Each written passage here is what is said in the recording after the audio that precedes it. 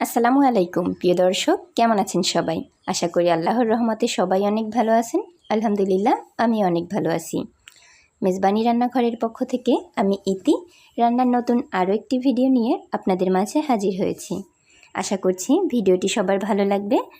ভিডিওটি ভালো লাগলে সাবস্ক্রাইব করে পাশে থাকা বেল আইকনটি চালু করে দিবেন, যাতে আমার পরবর্তী ভিডিও ছাড়ার সাথে সাথে আপনাদের নিকট নোটিফিকেশান পৌঁছায়।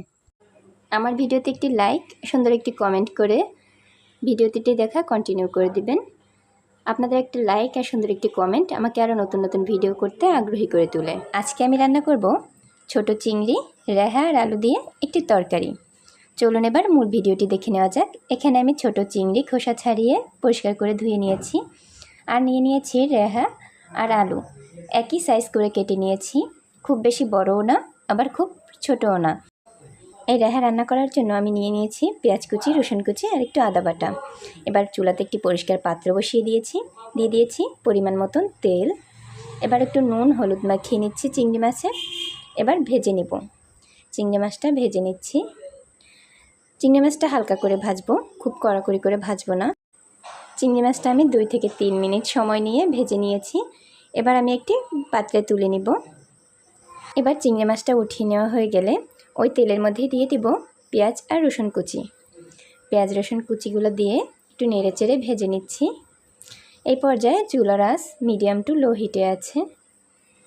এবার এর মধ্যে অ্যাড করব আদা বাটা। আদা বাটা দিয়ে আবারও আমি ভেজে নিচ্ছি। 2 থেকে 3 মিনিট আমি আদা বাটা দিয়ে নেড়ে চেড়ে ভেজে নিব। এরপর এর মধ্যে অ্যাড করব পানি। এখানে একটু পানি দিয়ে দিয়েছি মশলাটা কষানোর জন্য। এবার দিয়ে দিব হলুদ গুঁড়া। এখানে আমি 1.5 চা চামচ হলুদ গুঁড়া ব্যবহার করেছি। এবার দিয়ে দিব মরিচ গুঁড়া। 1 চা চামচ মরিচ গুঁড়া দিয়েছি, আর দেব পরিমাণ মতো লবণ। এবার সব মশলাগুলো একসাথে নেড়ে চেড়ে কষিয়ে নিব, যাতে কোনো কাঁচা গন্ধ না থাকে।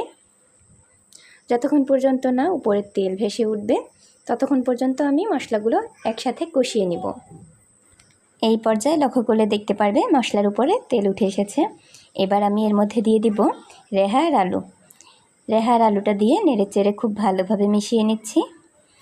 এই পর্যায়ে চুলার আঁচ মিডিয়াম টু হাইয়ে রেখেছি। এবার আমি খুব ভালোভাবে নেড়ে চেড়ে মশলাটার সাথে রেহা আর আলু কষিয়ে নেব। আমি 2 থেকে 3 মিনিট রেহা আর আলু একসাথে কষিয়ে নিয়েছি। এই পর্যায়ে এর মধ্যে আমি ব্যবহার করব ছোট চিংড়ি মাছ। ছোট চিংড়ি মাছগুলো দিয়ে আবারও আমি একটু নেড়ে চেড়ে মিশিয়ে নিচ্ছি। এবার এর মধ্যে আমি ব্যবহার করব গরম পানি।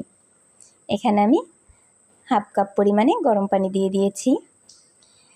রেহা আর আলু সিদ্ধ হতে কিন্তু খুব বেশি একটা সময় লাগে না। এবার আমি একটি ঢাকনা দিয়ে জাল করে নিব। এবার ঢাকনা তুলে আবারও একটু নেড়ে চেড়ে দিব। আমার রেসিপিটি ফলো করে তোমরাও তৈরি করতে পারবে খুব সহজে ছোট চিংড়ি দিয়ে রেহা আর আলুর একটি তরকারির রেসিপি। এরকম একটি তরকারি থাকলে ওই দিন আর মাছ গোছ কিছুই লাগবে না। আমার রেসিপি ফলো করে তৈরি করলে পরিবারের সকলে প্রশংসা করতে বাধ্য হবে। এই পর্যায়ে কিন্তু আমার রান্না প্রায় শেষের দিকে। এবার একটু নেড়ে চেড়ে দিয়ে ঢাকনা দিয়ে 3 থেকে 4 মিনিট জাল করে নিব। ফিরে আসছি 4 মিনিট পরে। 4 মিনিট পরে আমি ঢাকনাটা তুলে আবারও একটু নেড়ে চেড়ে দিব।